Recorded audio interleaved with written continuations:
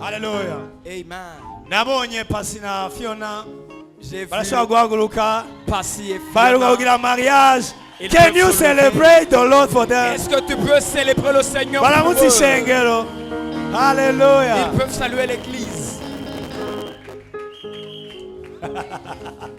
God bless you. Que Dieu vous Joyeux bénisse. child. Nous sommes contents de vous. Amen. Amen. Hallelujah. Nabonye Papa Hallelujah. Delphin. J'ai Ahaguruka vu aramutse ishengero. Papa Hallelujah. Papa Delphin. Thank you so saluer much. l'église. Thank you so much for coming. Merci pour Wow. avoir venu. My God. Bariza umusore cyangwa inkumi iri impande yawe. Tuzogira mariage ryari? Demande-moi au célibataire qui est tout près de toi, quand est-ce que tu vas Yanse le mariage? kukwishura. Tumubwira ati I prophesy. S'il ne répond pas, dis-lui je prophétise. You are the next online. Tu es le Uri prochain ukurikira. sur la liste. Kakobai.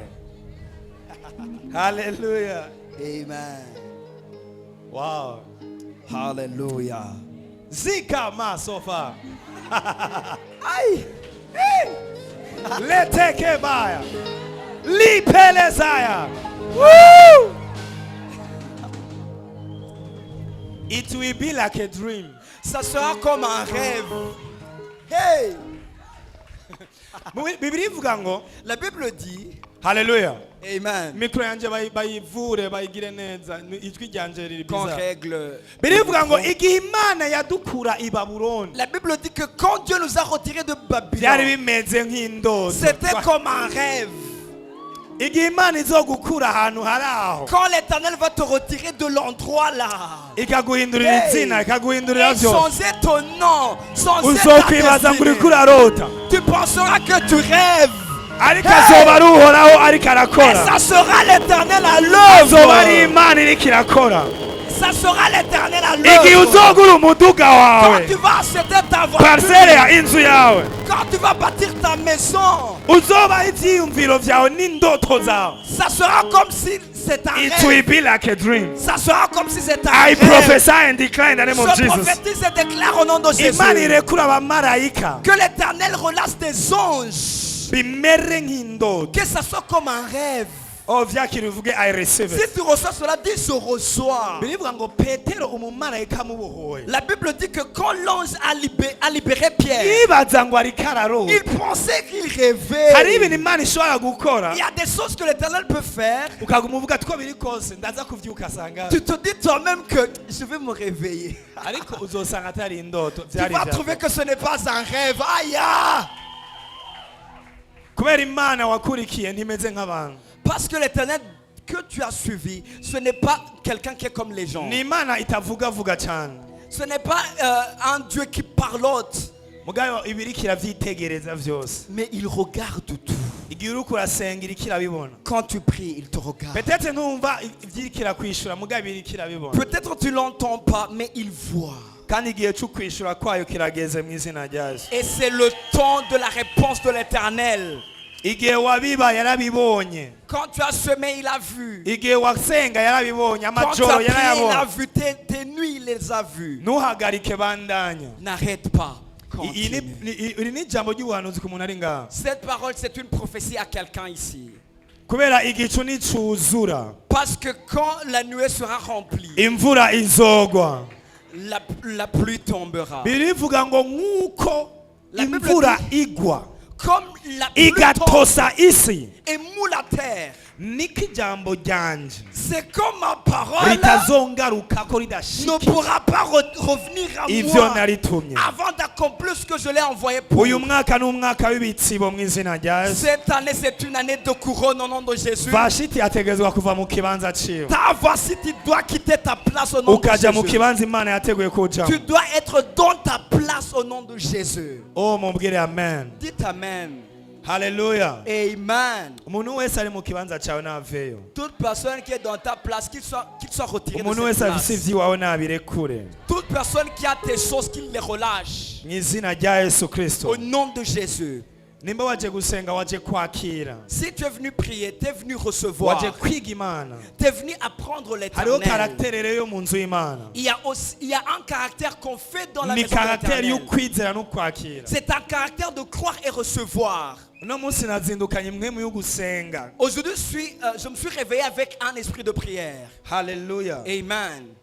mugareka twige ijambo ry'imana Mais on va apprendre la parole. uhoraho abagirire neza, Que l'éternel vous fasse du bien. imana ibarabe ryiza, Que l'éternel vous regarde d'un bon œil. uhoraho abagirire imbabazi, Que la miséricorde de l'éternel soit sur vous. uhoraho abagirire imbabazi, Que l'éternel fasse miséricorde sur vous. uhoraho abagirire imbabazi. Que l'éternel fasse miséricorde sur singo vous. navuga ikigongo imbabazi, Je ne parle pas du pardon, mais de la miséricorde.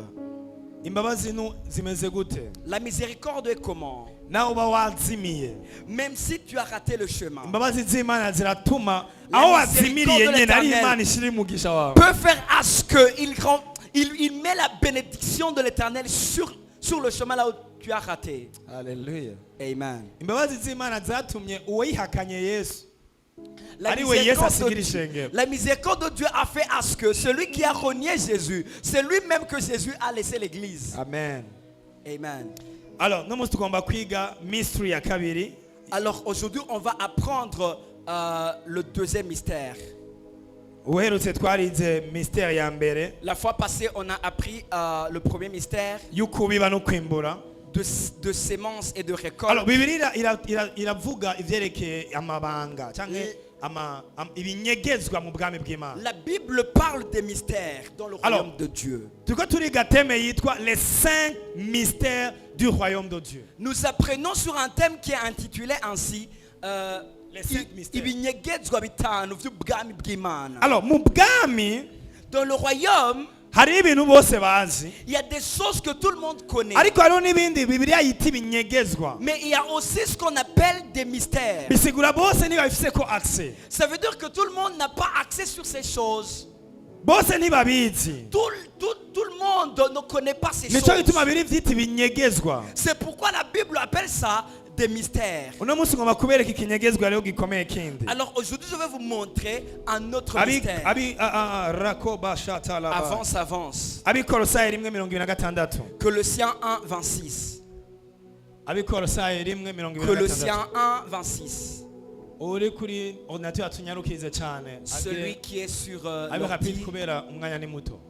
qu'il soit rapide parce que on n'a Takamala pas du temps. zovereketeleya. My God. Imana yambika umubiri amasengesho uri kurasenga. Que l'Éternel fait accomplir tes prières. Amen. Amen. Aha. Niryo banga ryari ryarahishijwe uhereye kera hose n'ibihe byose, ariko noneho ryahishuriwe abera bayo, abo Imana yakunze kumenyesha abo bantu Imana yarakunze kwibaha L'Éternel itunga a voulu faire ry'ubwiza connaître. bw'iri banga rivugwa mu banyamahanga, niryo Kristo ari muri mwebwe, ivyizigiro vyo kuzoronka ubwiza. Amen. Ndashaka usubiremo uwo murongo wa 27 bawudusomere 27. twese dusome. Abo Imana yakunze twese dusome. Twese dusome. Abo Imana yakunze kumenyesha kumenyesha itunga tunga. ry'ubwiza bw'iri banga Aha. rivugwa mu banyamahanga. Hari itunga Rivugwa mu ry'iri banga. banyamahanga. Aha. Niryo Kristo ari muri mwebwe. Niryo Kristo ari he? Muri mwebwe. Aha. Ivyizigiro vyo kuzoronka ubwiza. Haleluya. Amen. Bwira umuntu mwicaye ati Kristo ari muri jewe. Dis à ton ami, Christ est en moi. Ndi umuntu adasanzwe. Je suis quelqu'un de spécial. 2 Corinthiens 5:14. Abikorino ba kabiri gatanu cumi na kane. 2 Corinthiens 5:14. Abikorino ba kabiri gatanu cumi na kane. Oh, iyi verse muyifate ku mutwe. Il faut mémoriser ce verset. Ni imwe ma verse nafashe ku mutwe hakiri kare. C'est un des versets que j'ai mémorisé Ivuga ngo avant. kuko urukundo rwa Kristo rutugobera. Ah, rabazakata. Fatira melody. Ah. Kuko urukundo rwa Kristo rutugobera. Icyo tuzi tudakekeranya nuko umwe yapfuye bose baba barapfuye. Hey. Kuko urukundo rwa Kristo rutugobera. Car l'amour de Christ nous presse. Kuko icyo icyo tuzi tudakekeranye Parce que nous savons quelque chose sans doute. nuko umwe yarapfuye twese C'est que tuba turapfuye. un seul est mort et nous tous nous sommes morts. bwira umuntu mw'icyansi narapfuye Dis à ton ami, je suis mort. napfanye nawe. Je suis mort avec lui. icyatumye apfira bose next kandi icyatumye apfira bose kwari kugira ngo abariho babeho batacinezereza ariko banezereza uwabapfiriye akabazukira. mwumvirize iki kintu ngo nico gituma twese dusome vraiment nico gituma uhereye none uhereye ubu tutakigira uwo tumenya kuvyo ku rukoba ntitugira umuntu tumenya ku mubiri naho twari tuzi Kristo mu vy'umubiri ariko none ntitukimumenya dutyo. wow my god Nous naho twari tuzi ibindira gatoya naho twari tuzi Yesu mu mubiri même si nous connaissons Jésus-Christ dans la chair, hari ibintu byabaye byahindutse. il y a des choses qui ont changé. ubu Yesu Maintenant Jésus, ntitukubimenya mu mubiri. nous le connaissons plus dans la chair. Kristo ntitukimenya mu mubiri. Christ, nous le connaissons plus dans la chair. okay natwebwe ntitukimenyana mu mubiri. Même nous ne nous connaissons plus dans la chair. umuntu akumenye mu mubiri Celui qui te connaît dans la chair, ntakuzi il ne te connaît pas. kubera hari ibintu byabaye spiritually. Parce qu'il y a des choses qui se sont passées spirituellement. umuntu akubwiye ati uronze cyangwa uravyibushye cyangwa urirabura cyangwa uri Si quelqu'un muremure te dit tu es mince, tu es gros, tu es je sais pas quoi, arihenze kuko uwo muntu ari inyuma si wewe wa vrai. il se ment parce que la personne qu'il voit, ce n'est pas toi. akubonye ugerageje gutera uri meza bikakunanira Quand il te voit, tu essaies de soulever une table, c'est impossible. hama avec akavuga ati toi. ndabizi ko uyu muntu adashoboye kugira ibi. Et puis il dit que je sais que cette personne ne peut pas Arrive, faire cela. Satan. Il se ment tellement. kubera ntitukimenya abantu mu by'umubiri. Parce que nous ne connaissons plus les gens par la chair. Avance.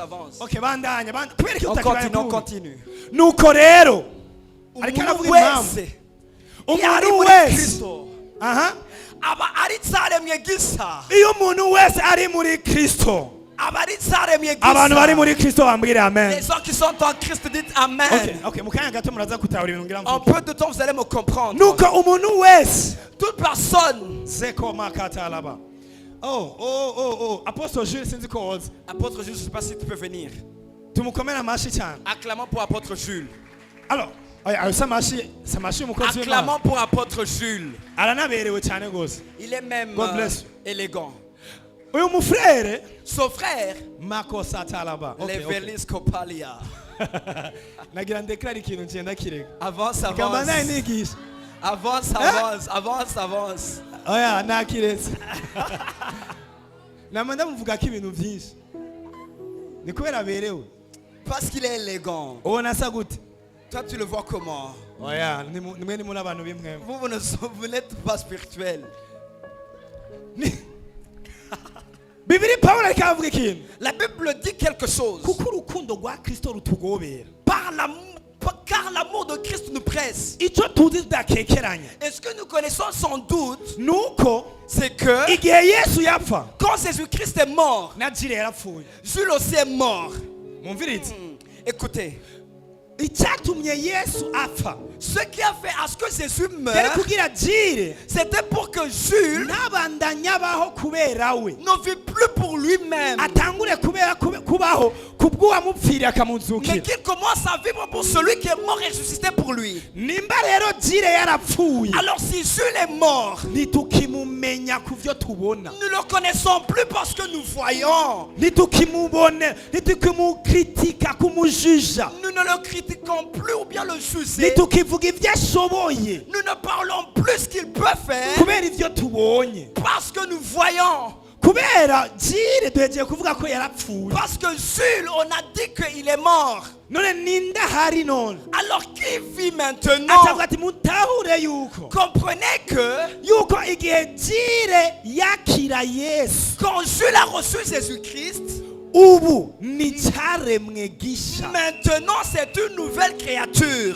wewe ushobora kubona ko yambaye costume, Toi tu peux le voir porter un costume. mugabo isi y'imwemu imubona le monde des esprits, nk'icyaremwe Tu gisha. le vois comme une nouvelle créature. Imana yaramwishe. L'Éternel l'a tué.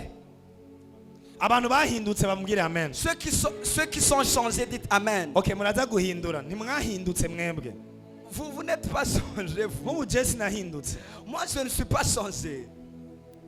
Uno munsi tugira twige nicyo gituma Pawulo yavuze ni ikinyegezwa.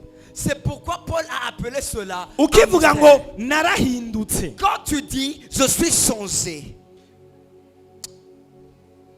muri make uracyari umubebe nturanatahura n'ivyabaye. en peu de mots, tu ne comprends même pas ce qui s'est passé.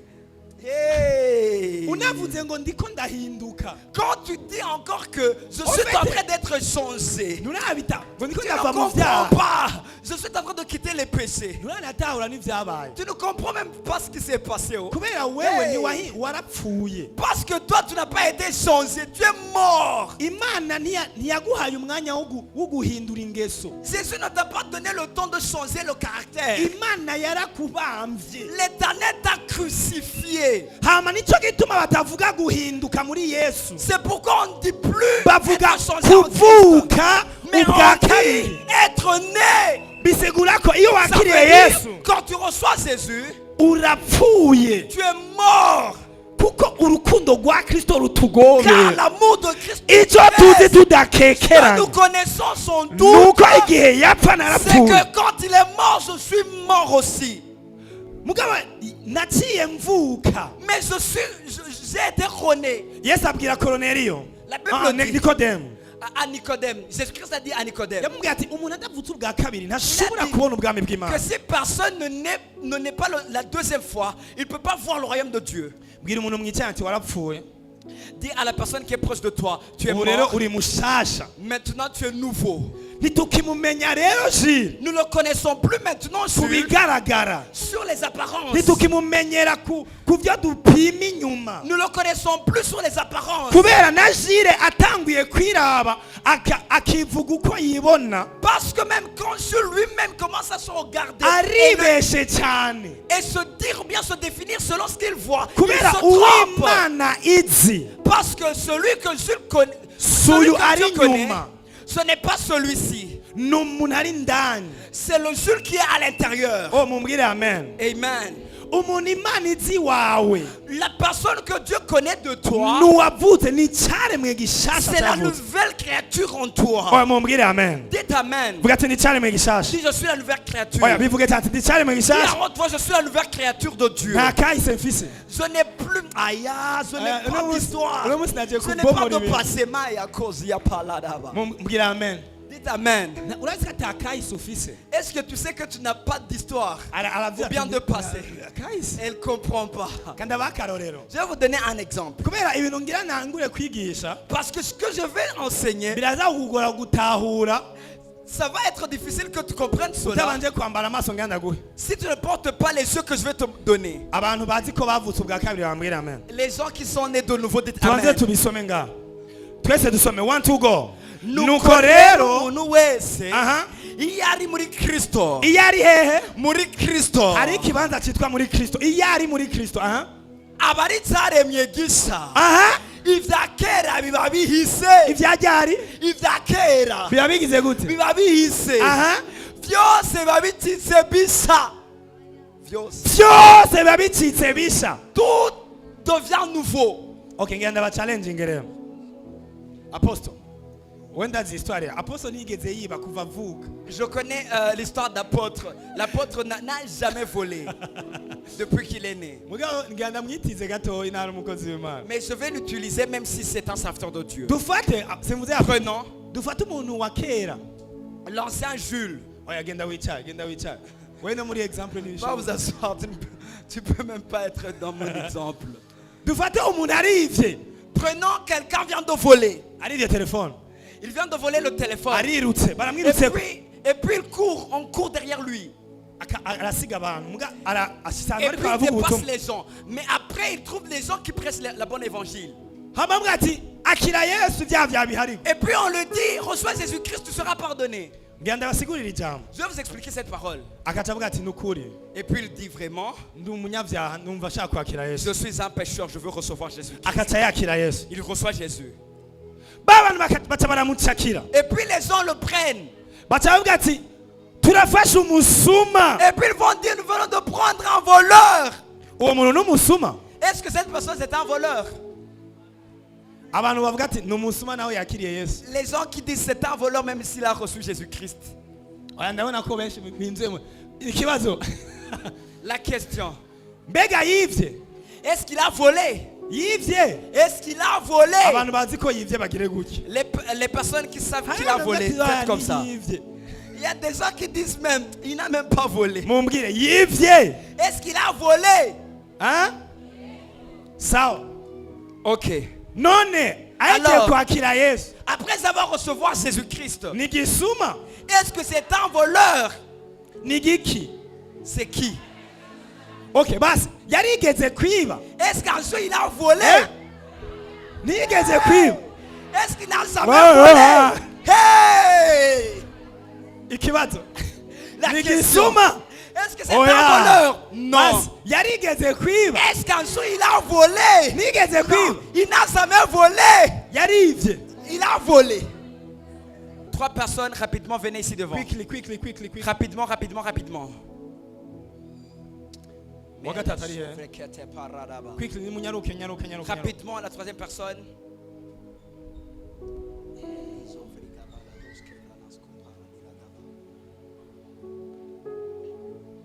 Erekana.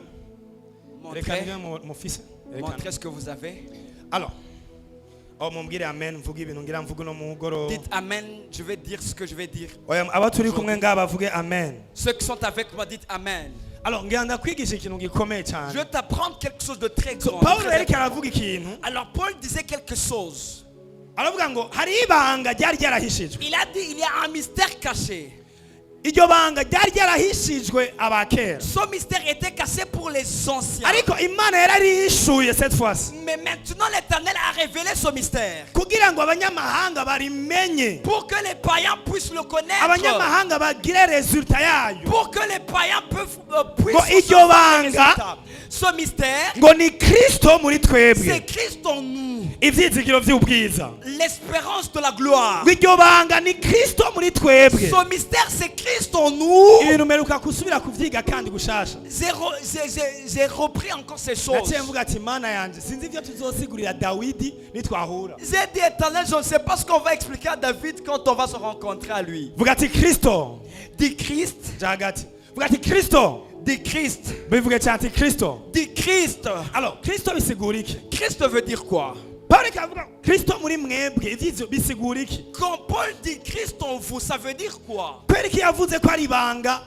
Pourquoi il a dit que c'est un mystère? Ryahishijwe Imana yabitse jalousement. Cassé, que Dieu a cassé jalousement. Ibintu bishobora kuba bikomeye tutabizi. Ces choses peuvent être très importantes. Alors Kristo Christ, ni jambo Christos c'est un mot qu'on dit Christos mu kigiriki. en grec. Bisigura Ça veut dire the anointed one. loin. Uwasizwe. Celui qui est loin. Imana ivuze uyu muntu ni Kristo. Quand Dieu dit celui-ci est Christ, Alors ibi bintu ntushobora kubitahura uri umurundi. tu ne peux pas comprendre cela étant un Burundi. Kubera Imana nigeze ikorana n'abarundi Parce que n'abatanzania. l'Éternel n'a pas travaillé avec les Burundis Imana et les yakoranye Tanzaniens. n'Abisirayeli. Il a travaillé avec les Israélites. Yesu siwe muntu wa mbere yaje ari Kristo. Jésus-Christ n'est pas le premier qui était Christ. Bari abandi bantu bagaragara ko amavuta y'Imana. Il y avait d'autres gens qui étaient loin de l'Éternel. Ariko amavuta ukuntu yagaragara Mais l'onction, la manifestation de l'onction, Imana yarafata umuntu umwe mu Bisirayeli l'Éternel prenait une personne en Israël ikamusukako amavuta et puis il mettait de l'onction sur lui. ikamusukako mwemu wayo. Il mettait le Saint-Esprit sur lui. Icereka Abisirayeli ko amavuta yaje. Ce qui montrait aux Israélites que l'onction est venue. Uwo muntu yaca atangura kubaho ubuzima buteye ubwoba. La personne commençait à vivre une vie terrible. Nka Dawidi yaca atangura kwica intambwe Comme afite 17. David commençait à tuer les Moïse lions. yarashobora kugabura ikiyaga agize gutya. Moïse pouvait séparer une mer comme ça. Moïse yarashobora guhamagara umwijima. Moïse Ay, ay, pouvait ay, ay. appeler les ténèbres. Hey! Bano Imana hari umuntu yahamagaye ijoro. Il y a quelqu'un qui a appelé la nuit. Aravuga ati guhera no munsi ijoro riraje. Il a dit que dès aujourd'hui la nuit Baza vient. babona ijoro ririko ririnjira. Et la nuit entrait comme ça. Hama aca libera umuco mu gisagara kimwe. Et puis il a libéré la lumière dans une seule Uwo muntu ville yitwa seulement. Moïse Cette personne on l'appelait Moïse. yaragigimiza. Il Il avait même un bégaiement. yari afise amavuta kuri we. Il avait l'onction sur lui. Hari abantu baciye mu isi twahura bizoba Il bikomeye. y a des gens qui ont passé sur la terre. Quand on va se rencontrer, ça sera terrible. Ba Dawidi, Comme les David. bana w'Imana, Dawidi yari afise amavuta kuri we David avait l'onction sur lui. ku buryo Au point où yinjira muri position ari umuntu umwe wenyene, il pouvait entrer dans un camp étant seul. akagwana ari umuntu umwe agatsinda abantu barenga amajana n'amajana. Et il combattait étant seul contre des millions de Alors, abariko centaines barankurikira de mwumvirize personnes. iki kintu ngenda giceko. Les gens qui me suivent, Mu Bisirayeli suivez-moi. En Israël, Imana yatanga icyo bita amavuta y'umwami. Dieu a donné ce qu'on appelle l'onction d'un roi. Amavuta y'iki y'umwami. L'onction royale. Aya anya Cette onction, Imana yari asiga umuntu Dieu pouvait donner cette onction à une personne. hama wacugira autorité na victoire mu bintu byose ujamo. Et tu avais l'autorité et la victoire dans tous tes combats. Umwami yarasizwe ntiyatsindwa. Le roi qui était roi, il ne pouvait pas être vaincu. Imana muraza gutahura Pawulo avuze Kristo muri mwebwe. Vous allez comprendre quand Paul dit Christ en vous. Bavuze ati uyu muntu yarasizwe Quand on dit que cette personne était roi, ni umwami, c'est un roi. bisigura intambara zose aza kugwana Ça arazitsinda. voulait dire que tous les combats qu'il va combattre, il va les vaincre. Kubera si wagwana Parce que ce n'est pas lui, ni n'amavuta yahawe aza gufighting. mais c'est l'onction sur lui qui va combattre. Oh. Hmm. Uwa kabiri yari cyo wita umuherezi. La deuxième onction, c'était ce qu'on appelle l'onction Uyu sacerdotale. ahari abantu Imana yasiga amavuta. Il y a des gens qui étaient rois. Abo bantu amavuta bari bafise Ces gens avaient une onction. barashobora kukuvugira hama Imana ikagutabara. Ils pouvaient parler à l'Éternel pour toi et Dieu pouvait venir Aba en nibo ton bantu secours. bahagarara imbere y'Imana Ce sont ces gens qui se mettaient debout kubera devant amavuta l'Éternel bari bafise. pour l'onction qu'ils avaient. Mugabo Imana ntiyatanga ayo mavuta yose. Mais l'Éternel ne donnait pas seulement ces deux Hama onctions. mu Bisirayeli nyene En Israël même, Imana yarasiga amavuta uyundi muntu. il pouvait oindre quelqu'un d'autre. Ayo mavuta gatuma ashobora kumva Imana no kubona Imana. Et cette onction pouvait le faire voir ou entendre Dieu. Uwo muntu aje yarashobora kubabwira ibigiye kuba n'ivyabaye. Si cette personne venait, il pouvait te dire ce qui va se passer ou bien ce qui s'est Alors, déjà passé. Yesu amaze kuza Alors quand Jésus est venu, ntiyabaye umwami, il n'est ni roi, ntiyabaye umuvugishwa, Ni- plutôt umuherezi, ni prêtre, ntiyabaye n'umuvugishwa. ni prophète. Yesu yaje afise aya mavuta yose. Jésus est venu englobant tous ces Yaje ari actions. umwami Il est venu roi à la fois. à la fois. Ayaya. Bisigura ugomvye kumugwanya. Ça veut dire que si tu essaies de le Nico combattre, gituma Pilato yamubajije. c'est pourquoi Pilate l'a demandé. Uri umwami? Est-ce que tu es un roi? Ati urabyivugiye. Il a dit, tu viens de le dire. Iki nico navukiye. C'est ce dont je suis né pour. Kugira nshingire ntawe ukuri. Afin que Yesu yari à la fois umwami. Jésus-Christ était à la fois Yari roi. afise amavuta y'ubwami. Il avait l'onction royale. Yari afise amavuta yo kutuvugira. Il avait l'onction sacerdotale sur lui. Yo kuba umuherezi. D'être un À la prêtre. fois muri À Jean la 4. fois, en Jean 4, Yari yerekanye nk'umuvugishwa. il s'est montré, s'est manifesté comme Yari un aje prophète. kutubwira ivy'Imana ivuga n'ibigiye kuba. Il est venu nous dire ce que Dieu dit. Yari Et ce qui va ijwi se passer. ry'Imana. C'était la voix de Nico Dieu. gituma bamwa uwoba uri Kristo. C'est pourquoi on l'a demandé. Est-ce que tu es Christ? Uwoba uri wa wundi turindiriye. Est-ce que tu es celui qu'on attend? Kubera Imana yari yaravuze ko Parce que Dieu avait dit, izorungika ushobora gukwiza vyose hamwe. il va envoyer celui qui va englober tous ces trois. Akaza ari Mesiya, the Christ. Celui qui sera Messie, le Christ. Ariko rero ibyo si byo bikomeye. Mais ce n'est pas ces choses qui sont très fortes. Ibyo uvuga ati okay ni Yesu ni Kristo. Tu peux dire c'est Christ, c'est Jésus. Ariko ikintu gikomeye cyabaye Mais ce qui est très important qui s'est passé, nuko Yesu amaze gupfa akazuka c'est qu'après la mort et la résurrection de Jésus-Christ, yaciye adesida ikindi kintu gikomeye. il a décidé quelque chose de très important. Makasata la barada. Ah, les souffles kapala deba. Ataravuga rero Il a dit, Petero bavuga ko ndinde. Pierre, on dit que je suis qui? Petero avuga ati uri Kristo Pierre a dit, tu es Christ. uwasizwe Celui qui est roi.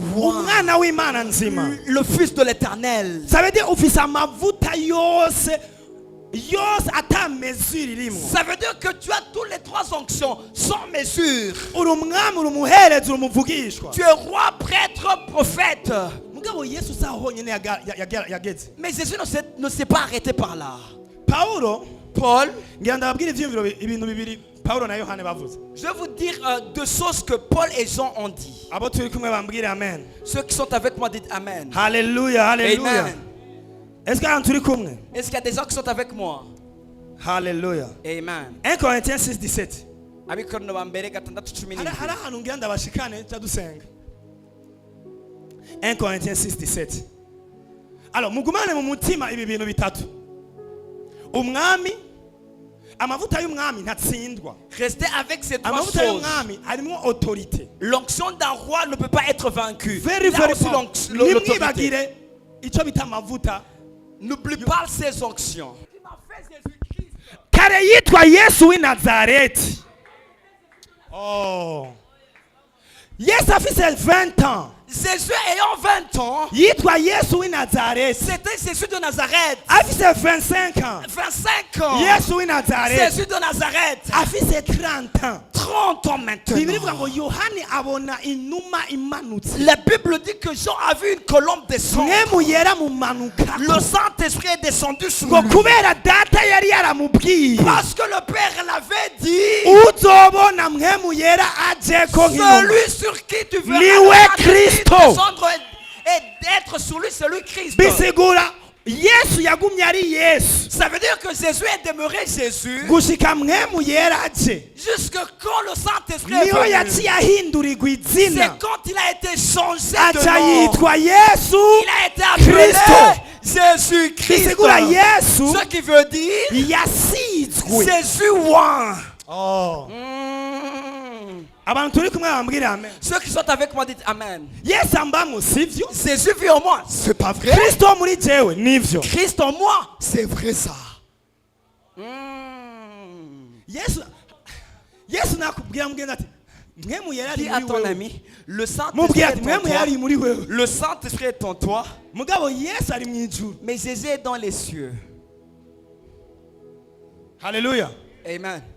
Ninde ari muri wewe? Qui vit en toi? N'amavuta y'Imana. C'est l'onction de l'Éternel. N'ubushobozi bw'Imana. C'est la puissance de Dieu. N'ubuzima bw'Imana. C'est la vie Ni de Dieu. presence C'est la y'Imana. présence de Dieu. Mwemu yera Le Saint-Esprit azana presence ya data n'iya Yesu muri wewe. apporte la présence du Père et de Christ en toi. Ariko si Yesu Mais ce n'est pas Jésus en toi. uwondonderera verse ivuga ati Yesu muri jewe. Celui qui peut me trouver un verset qui dit Jésus Genda en mu moi. miliyoni genda Je murondera. vais lui donner 1 million. Nta na hamwe. Nulle part dans la Bible. Bavuga Kristo. La Bible dit Christ. Kristo baratandukanye na Yesu. Christ est différent de Jésus. Kubera Yesu ari afise umubiri. Parce que Jésus a le corps. Kandi ntiyamye yitwa Kristo. Et il n'a pas été appelé toujours Christ. Kubera Yesu Parce que Jésus, ntituzi amakuru yiwe. nous ne connaissons pas son histoire. Mugabo turazi amakuru ya Yesu Kristo. Mais nous connaissons l'histoire de Jésus Christ. Na namwe Yesu batwereka akora ibitangaza. On ne montre pas nulle part là où Jésus fait les miracles. Mugabo baratwereka Yesu Kristo Mais on nous montre Jésus-Christ akora ibitangaza. faire les miracles. Kubera ibitangaza Parce que les miracles ntibimatanye na Yesu ne cyane. sont pas connectés à Jésus, Bimatanye na Kristo. mais sont connectés à Christ. Nico gituma Yesu yababwiye ati C'est pourquoi Jésus a dit byobabera byiza ko Yesu agenda. il est tellement bien que Jésus Mugabo parte Kristo akaza. et que Christ vienne. Oh. Paulo atavuga rero iri Paul niryo a dit- banga Son mystère, nuko icyatumye Dawidi aba Dawidi, c'est que celui qui a fait David, Mose aba Mose, Moïse, Yesu aba Kristo. Jésus-Christ, Ico rero nayo cyaraje kuba muri mwebwe. c'est cette chose qui vit en vous. Birivuga ngo ariko wimatanyije n'umwana wawe. La Bible dit que, mais celui qui s'attache au Seigneur Ababaye mwemwe imwe nawe. est avec lui à seul esprit. Oh, Aïe, aïe, aïe, aïe, aïe, aïe, bikomeye aïe. cyane. Je vais entrer dans des choses tellement spéciales. Galate 2:20, Galate 2:20. Abi Galatia kabiri mirongo ibiri. Galate 2:20. Abi Galatia kabiri mirongo ibiri. Duze ikiganza cyawe cy'iburyo. Élève ta main droite. Vuga ati muri jewe Dis en moi, hari amavuta il y a l'onction y'ubwami, royale, y'ubuherezi, sacerdotale y'ubuvugishwa. et du prophète. Vuga ati ndi udasanzwe Dis je suis spécial kubera mfise Kristo parce que c'est Christ muri jewe. en moi. Alors manura gatoya. Alors fais descendre ta main. Alors Pawulo avuga ngo uwimatanyije Alors Paul dit, celui qui cherche l'Éternel n'umwami avec le Seigneur, acacika imwemu imwe nawe. il devient un seul esprit avec lui. Pawulo arongera aravuga, Paul dit aussi, dusome iyi verse, on va lire ce verset. nabambanywe na Kristo Ariko ndiho, ariko ndiho yamara si jewe nkiriho, yamara si jewe ndiho. ni Kristo ariho muri jewe, Subiramwo, ni Kristo ariho muri jewe. bandanya. Ibyo nkora byose, Ibyo nkora byose nkiriho ndi mu mubiri. mu mubiri, Aha. bikoreshwa no kwizera umwana w'Imana yankunze. Vuga ati Kristo aba muri jewe. Dit Christ vit en moi, Bivuge cyane ati Kristo aba muri jewe. dit Christ vit en moi. 1 Jean 2:20. Yohana wa mbere rimwe Ay, ay, ay, ay, mirongo ay. ibiri. Ngira mpeze.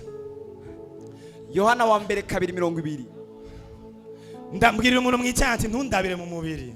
Dis à la personne qui est tout près de toi, ne me regarde pas dans la chair. Ndakaze kuruta ivyo uri kurabona. Dis-lui, je suis tellement fort plus que tu le vois.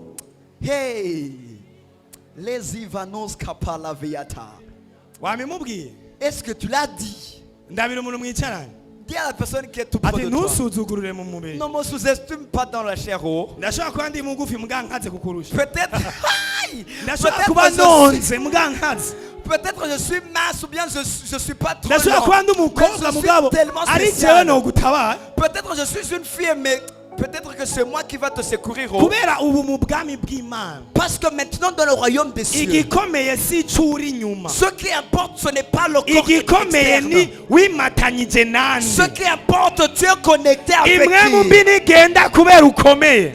Un démon ne quitte pas Igenda parce kubera que tu es Kristo. fort. Mais il quitte parce que Nico gituma imwe mu mbi yabatije abana c'est pourquoi on a b'abaherezi. demandé aux fils des sacrificateurs. Ntibavuze Kristo turamuzi. Ils n'ont pas dit Christ, nous le connaissons.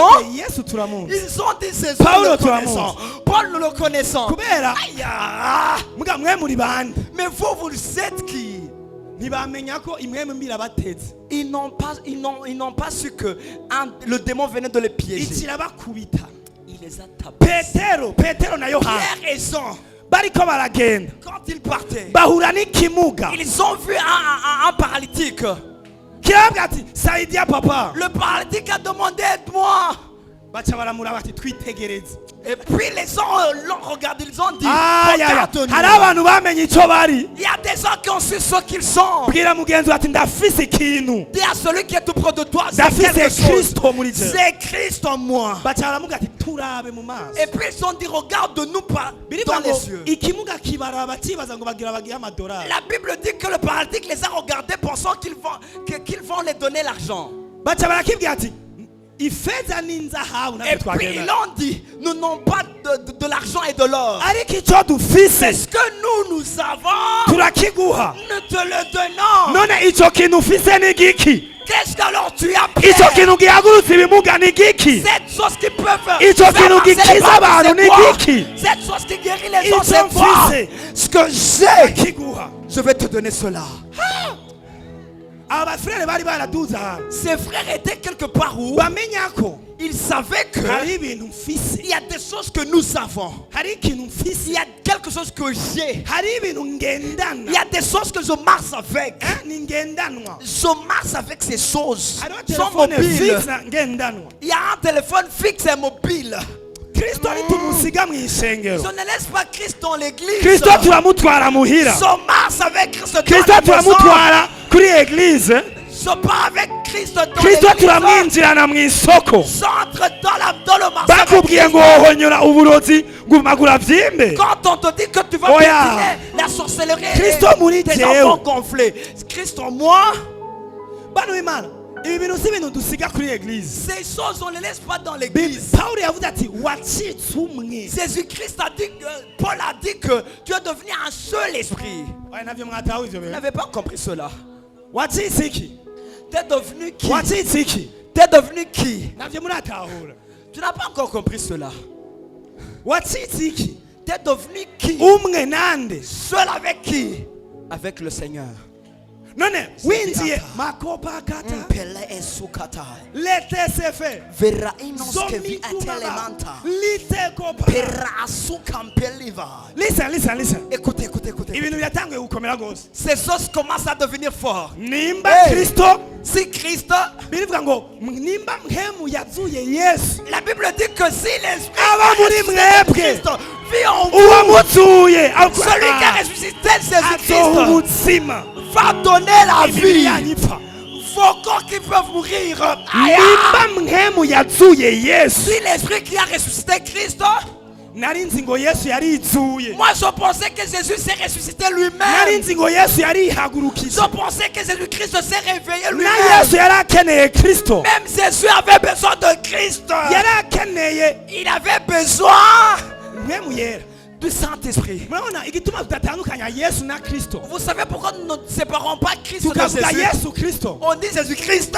kubera Kristo C'est aje parce kuri wewe. que quand Christ vient sur toi, Ni muri babiri vous n'êtes pas deux. muca muvanga, Vous devenez un seul esprit. muca muba umuntu umwe. Vous devenez un seul esprit. Navyo Ah, mwatahuye vous rero. n'avez pas encore compris cela.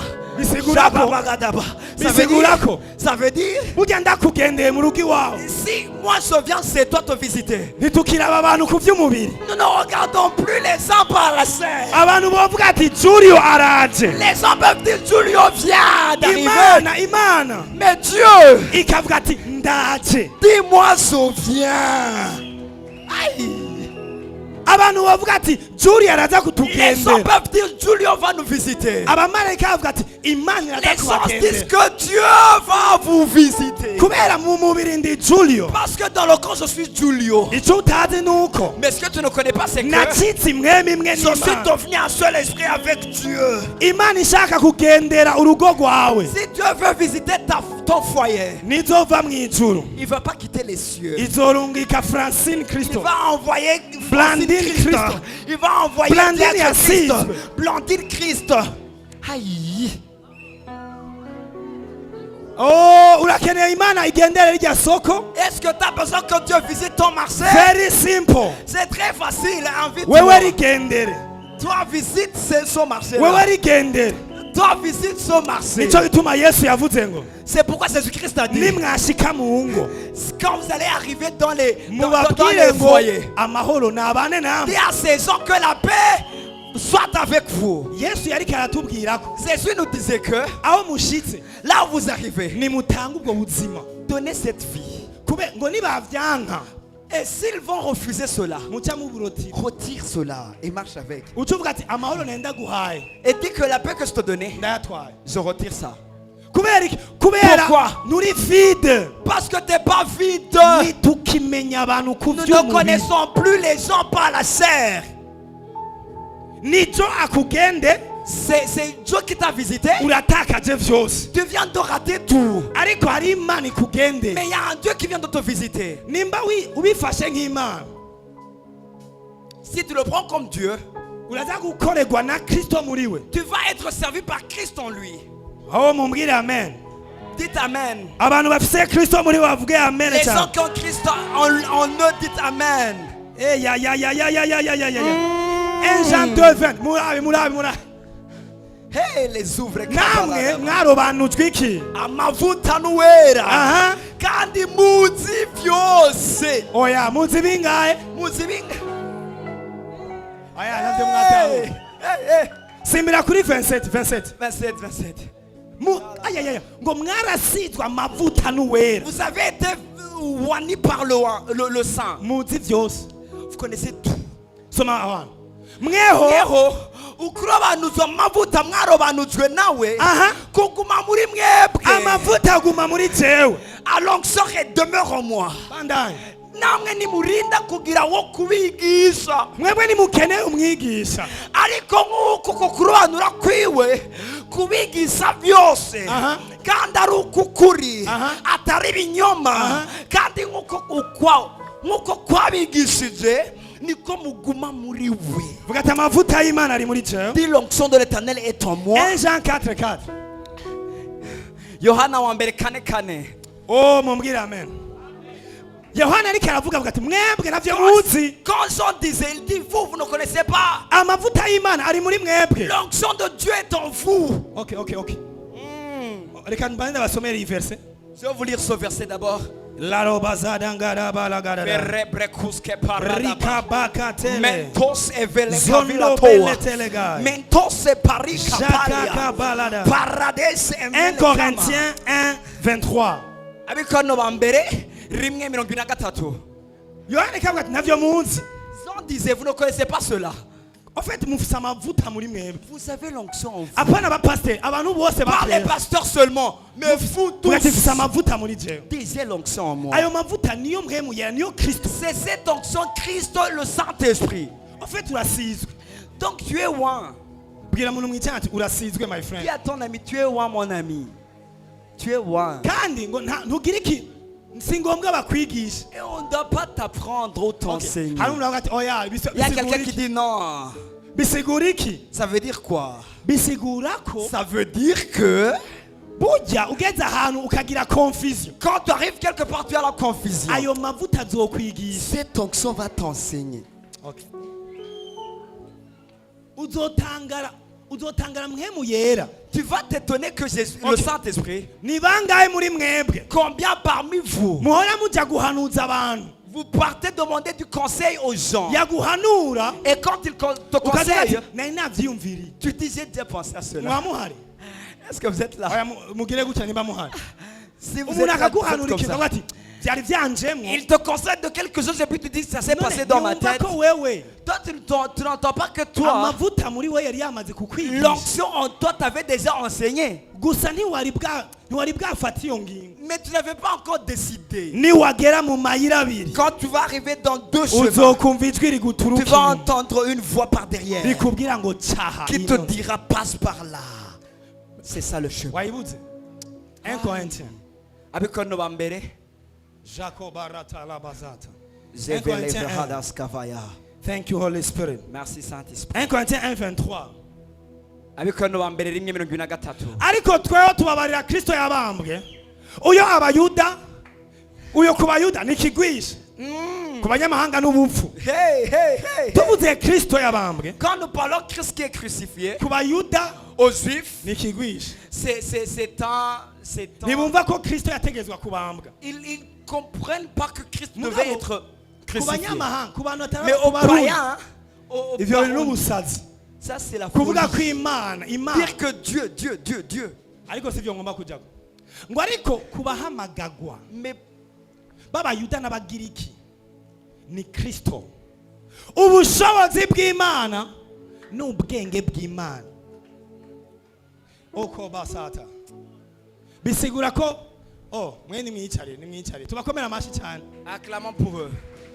Tubakomera amashi cyane. Acclamons pour eux. Kristo n'ubwo bwenge bw'Imana n'ubwo bushobozi bw'Imana. Christ, c'est la puissance et la sagesse de Dieu. Duzi ikiganza cyawe. Élève ta main. Vuga ati ubushobozi bw'Imana Dis la puissance de Dieu bumbamwo, vit en moi. ubwenge bw'Imana La sagesse de Dieu bumbamwo. vit en moi. Vuga ati ubwenge Dis à bw'Imana haute voix la sagesse de Dieu bumbamwo. vit en Ndafise moi. ubwenge bw'Imana. C'est la sagesse de Ndafise Dieu. ubushobozi C'est bw'Imana. la puissance de Kuko Dieu. mfise Kristo. Parce que c'est Christ. Mfise ubwenge bw'Imana. C'est la sagesse de Mfise Dieu. ubushobozi C'est la bw'Imana. puissance de Dieu. Ntibisaba ko bagusengera. Ça ne demande pas compris pour toi. Bisaba ko wimatana na Kristo. Ça demande que toi tu te connectes à Christ. Hallelujah. Amen. Alors Yohana turangirize ngaha kuri Yohana. Alors clôturons par Jean.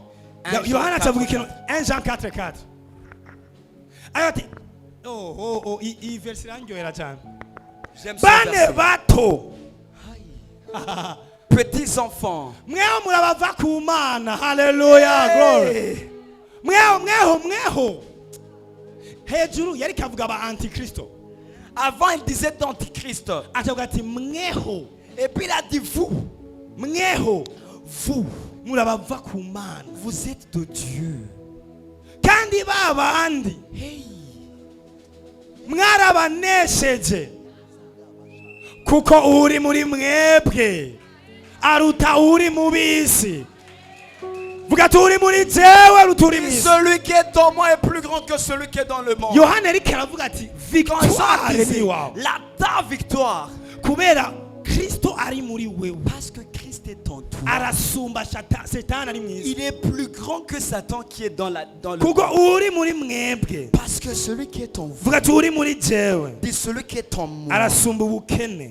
est plus grand que la Arasumba pauvreté, abadayimoni. est plus grand que les démons. Uri umukristo urirutse Tu es un wumvise dayimoni. chrétien, tu Uri muri contre un wewe. démon. Celui qui est en Arasumba toi abarozi. est plus grand que les sorciers. Uragize ubwoba ngo ujya muntu akoresha imiti. Tu as peur parce que la personne utilise Uri muri wewe. celui qui est en toi Arasumba abo bantu. est plus grand que ces Arasumba izo gens. mwemu mbi. Est plus grand que ces Uri mauvais muri esprits. wewe asumba abari mu. Celui qui est en toi est plus grand que celui qui est dans le Nagomba monde. guha profesi umuntu yaje ngaha. J'aimerais donner une prophétie à quelqu'un qui Uri est muri venu. wewe arasumba iyo situation iri imbere yawe. Celui qui est en toi est plus grand que cette situation. Navyo utahuye. Tu ne comprends pas. Ariko iyo uwo musozi uri imbere yawe. Mais cette montagne devant toi, Uri muri wewe celui arawusumba. qui est en toi est plus grand que cette montagne-là. Abamizisi baje ku vyuma vyabo. Musiciens, soyez sur les instruments. Hari ivyiyumviro bitatu ukeneye kuzana ibi bintu ku mugaragaro Il y a utegerezwa kugira. 3 pensées que tu dois avoir si tu veux manifester ces Alors, choses. munkurikira ibintu ngira mvuge biri très important. Suivez-moi parce que ce que je vais dire sont très importants. Yo bana we mumbwire amen. Amen. Mumbwire amen cyane. Amen. Benshi bama bumva Kristo muri jewe Plusieurs disent, Ariko nta oh résultat. Jésus-Christ en moi, espérance de la vie. ariko nta resultat. Mais pas de résultat. Muga mwe mugiye kuzana ama resultat. Mais vous allez porter des résultats. Nari mvuze mugiye kuzana ama resultat. Vous allez porter des résultats. Nari mvuze mugiye kuzana resultat. Je disais que vous allez porter les Ibintu résultats. bitatu ngira mvuge. Si ces 3 choses que je vais dire, Nivyo bituma ce sont ces 3 choses Kristo muri wewe qui fassent à ce que Christ en toi agaragara kuruta wewe. se manifeste plus que toi. Nshuti niki. Tsutirikindi. Biragoye cyane C'est très difficile yuko Kristo akora que Christ se manifeste mu gihe uvuze ivyiyumviro vya nshuti. si tu as la pensée de Tsuti. Hari umuntu yavyumvise. Est-ce qu'il y a quelqu'un qui a entendu cela? Kristo Christ muri wewe en toi ategerezwa kugaragara doit se manifester kuruta wewe.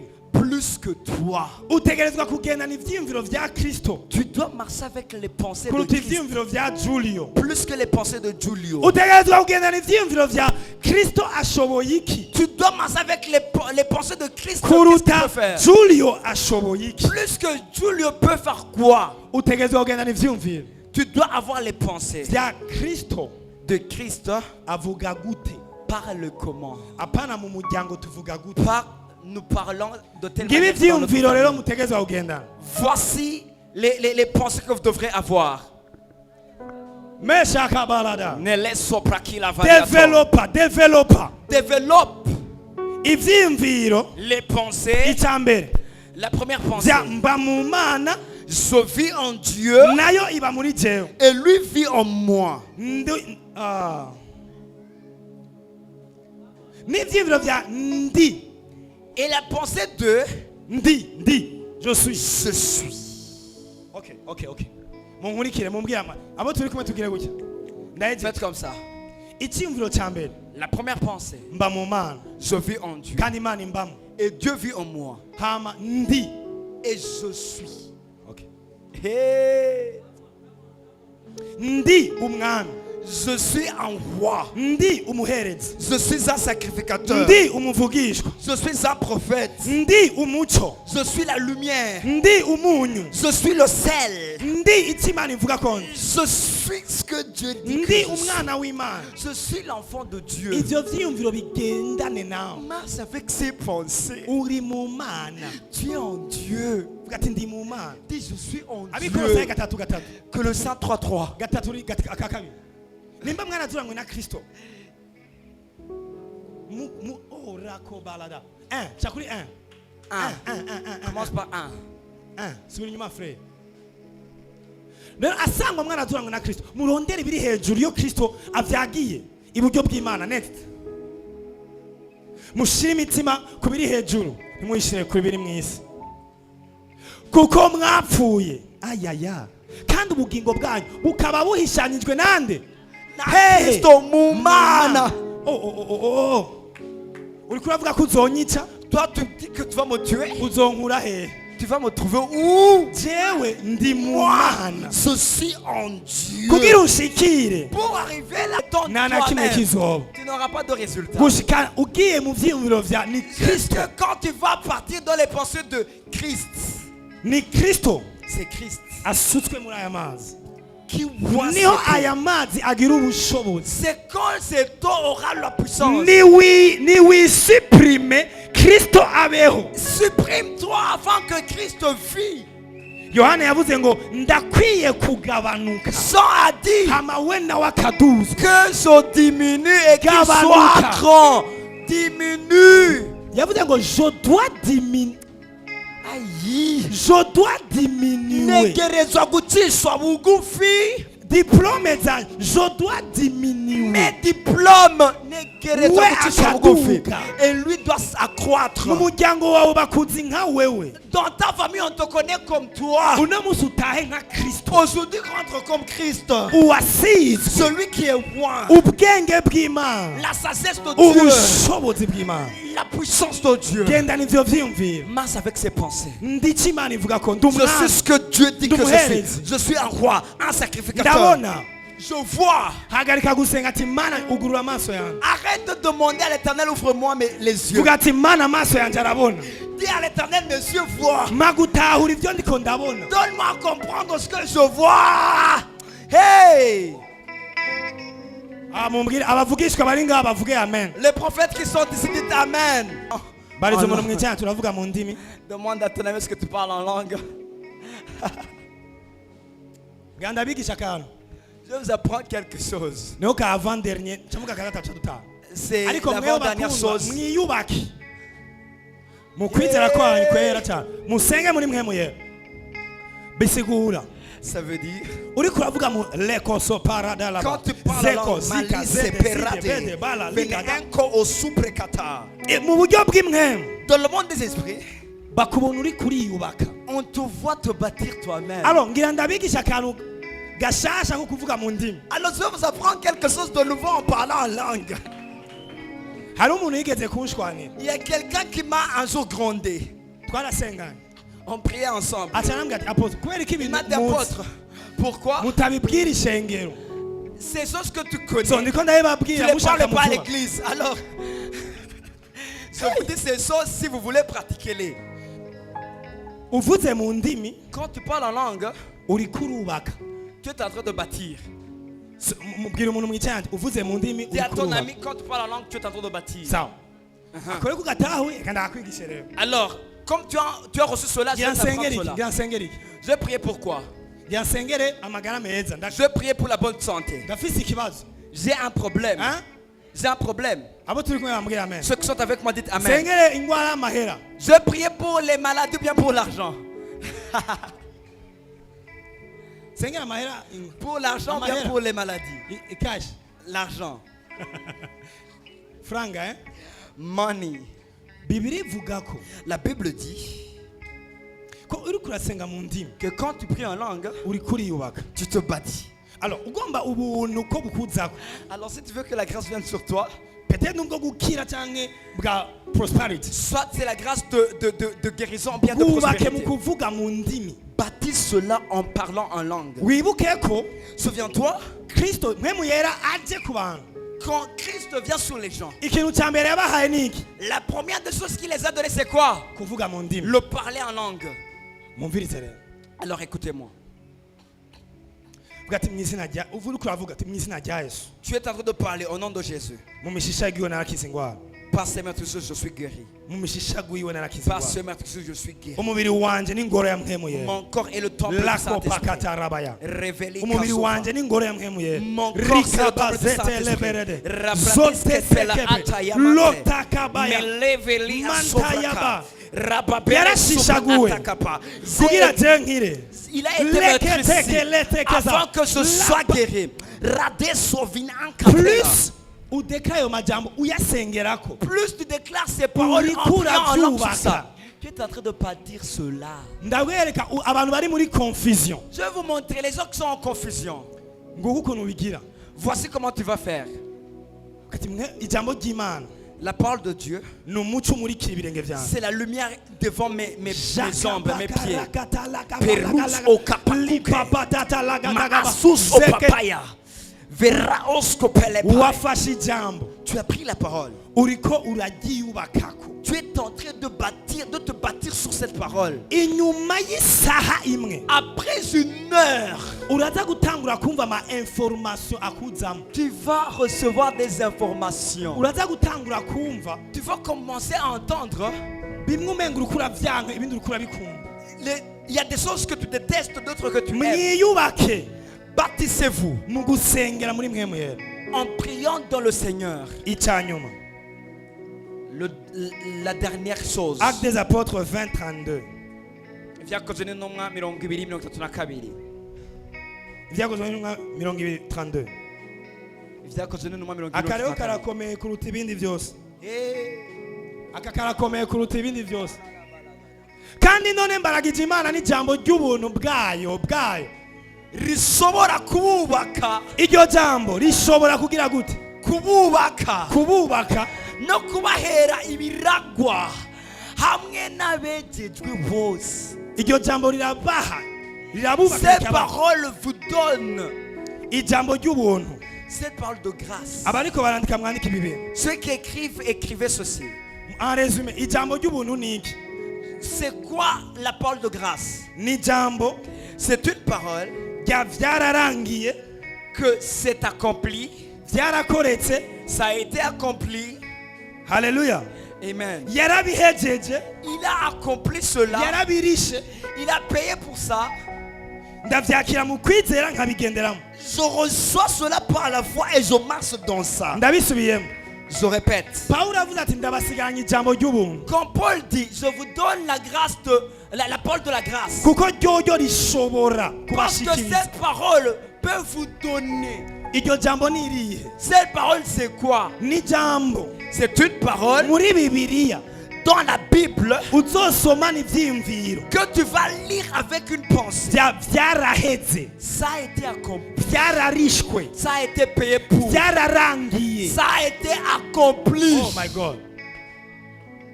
Mama Beatrice vyaraheze. Maman Béatrice, c'est accompli. ushaka iki? Vyaraheze. Tu as besoin de quoi? C'est déjà payé. wakoze icyaha Tu as fait un péché? vyarahariwe. Déjà pardonné. oya Il ntivyahariwe. y a des gens qui disent non, ce n'est pas encore pardonné. mugabo ndavyakira Mais je reçois mu cela kwizera par la foi hama et nkabigenderamo je marche Mu dans ces kwizera. choses par la foi. alors mumvirize aka kantu karakomeye gose kuruta ibindi. Alors écoutez cette chose parce que c'est très important plus que les gendana autres choses. ivyiyumviro Marche avec une pensée ko vyaheze, que c'est accompli. ko vyarangiye, C'est accompli. ko Yesu yabikoze. Que Jésus-Christ a fait cela. uriko urasengera umuntu Quand tu pries pour quelqu'un, Yesu yaramukijije, c'est celui-là déjà guéri. vyaraheze. C'est déjà fini. hasigaye yuko Ça reste que ubimubwira tu le parles cela akavyakira mu et kwizera. qu'il reçoit cela par la foi. Sinon Sinon, vyaraheze, c'est déjà fini. vuga ati vyarakoretse. Dis, alors mbwira c'est umuntu déjà muri fini. kumwe ati ivyo ushaka vyose vyarabaye, Dis à la personne qui est tout près de Viens toi, la tout ce que tu as besoin, c'est déjà fini. vyarakoretse.